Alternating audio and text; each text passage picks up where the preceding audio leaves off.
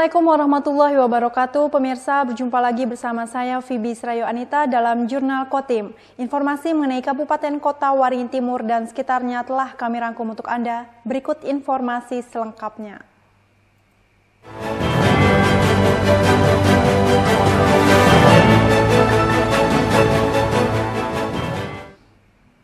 Jelang masa kampanye Pilkada, Bawaslu Kabupaten Kota Waringin Timur mengadakan rapat koordinasi bersama Panwaslu Kecamatan. Pada masa kampanye, Bawaslu dan jajaran akan fokus mengawasi secara ketat netralitas aparatur sipil negara.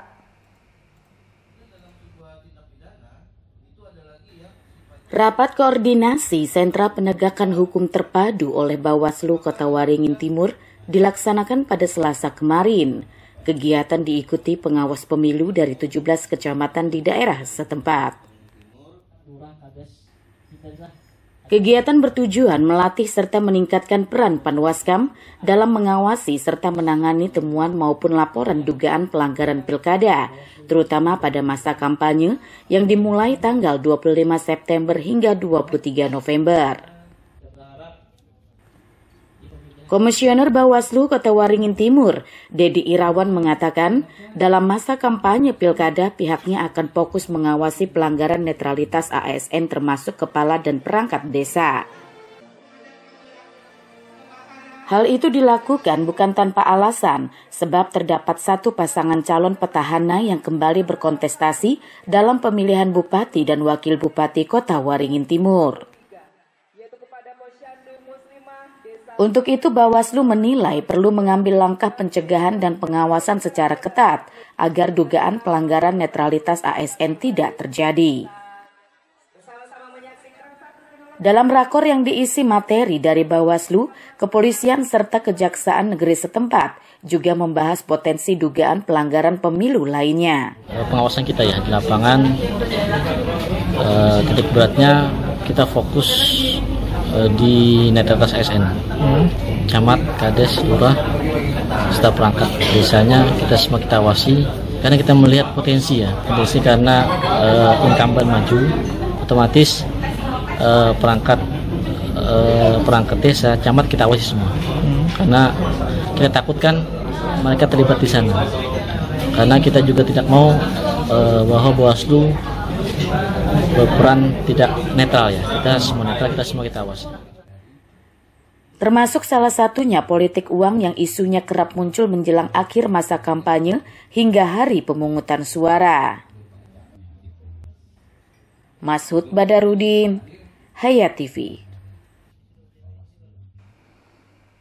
Sebagai upaya meningkatkan kualitas sumber daya manusia, Persatuan Wartawan Indonesia Kota Waringin Timur menggelar pelatihan jurnalistik. Pelatihan diikuti anggota muda PWI serta aparatur sipil negara dari organisasi perangkat daerah.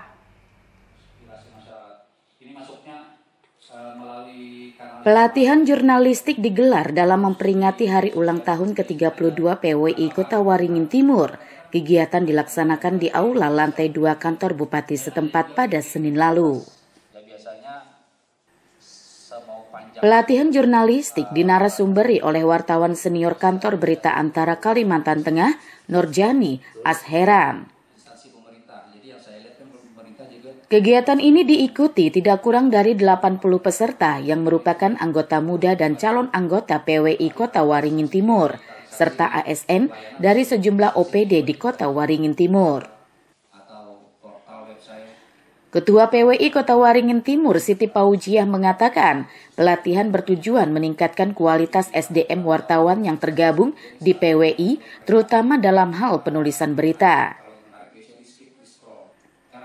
Begitu juga terhadap para ASN yang diharap dapat menyampaikan informasi maupun sosialisasi dalam bentuk tulisan sesuai kaidah jurnalistik.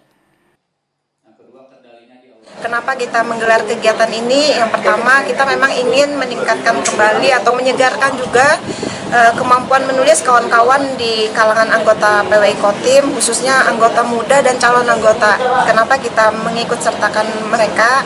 Karena harapan kita ini bisa semakin menambah pengetahuan kawan-kawan bagaimana menulis dengan lebih baik lagi, karena saat ini tantangan kita ke depan juga semakin berat, apalagi dunia digital kan terus berkembang.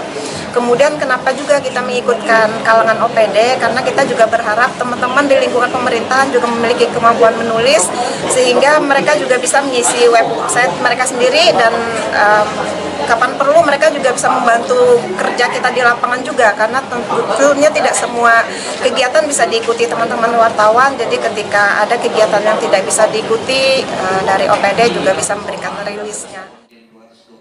Kegiatan bertajuk Pemilu Damai ini juga menghadirkan Ketua KPU Kota Waringin Timur Muhammad Rifki sebagai narasumber kegiatan.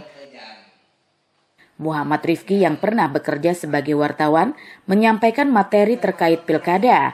Oleh para peserta, materi tersebut dijadikan bahan penulisan berita yang hasilnya dilombakan untuk kategori wartawan dan ASN. Masud Badarudin, Hayat TV.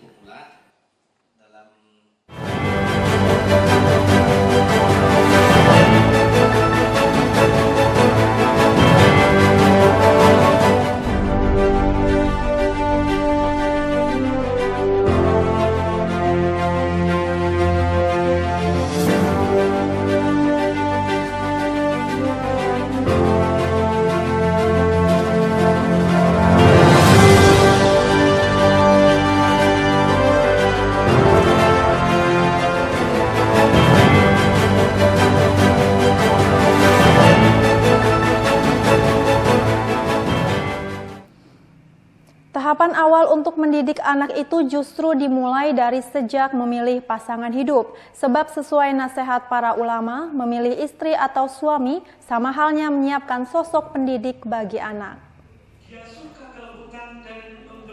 Penegasan tersebut disampaikan Ustadz M. Nadif Kalyani asal Tangerang pada seminar Islamic Parenting dan Terapi Quranic Emotional Release Method pada kegiatan yang dipusatkan di Auditorium Universitas Darwan Ali Sampit Minggu 22 September 2024.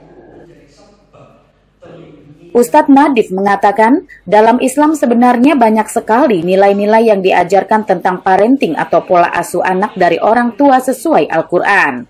Jadi secara umum, target atau tujuan dari parenting nabawi atau parenting Qurani itu mengajak orang tua mendidik anak-anaknya supaya mereka menjadi hamba Allah. Selain itu mampu menjalankan ibadah, mampu menjalankan ketaatan kepada Allah dan menjauhi keburukan-keburukannya.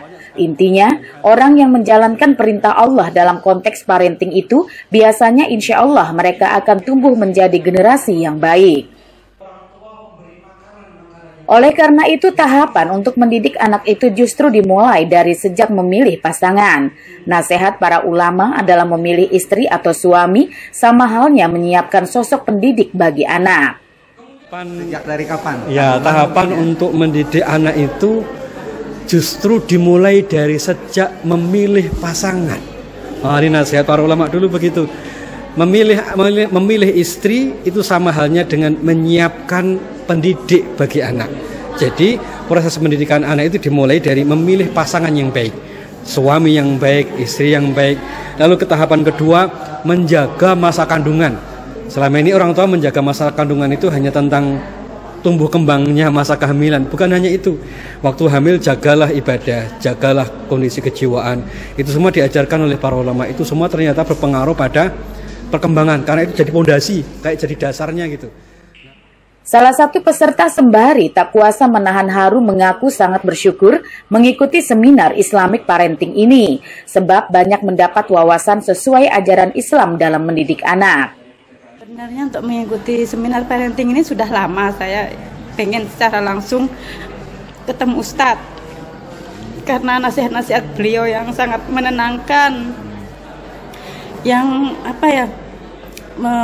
menenangkan, terus bisa menambah wawasan ya juga untuk lebih bersabar, lebih lebih bersabar, lebih ngerti apa untuk membersamai tumbuh kembang anak-anak. Rianti menambahkan, pola asuh anak harus dilandasi dengan penuh kelembutan dan senantiasa beristighfar agar sang buah hati kelak menjadi soleh dan soleha. Tim Liputan, Hayat TV. Demikian pemirsa, berita tadi sekaligus menutup jumpa kita pada kali ini. Saya Fibi Srayu Anita mewakili jajaran yang bertugas, mohon undur diri dari hadapan Anda. Terima kasih dan sampai jumpa. Wassalamualaikum warahmatullahi wabarakatuh.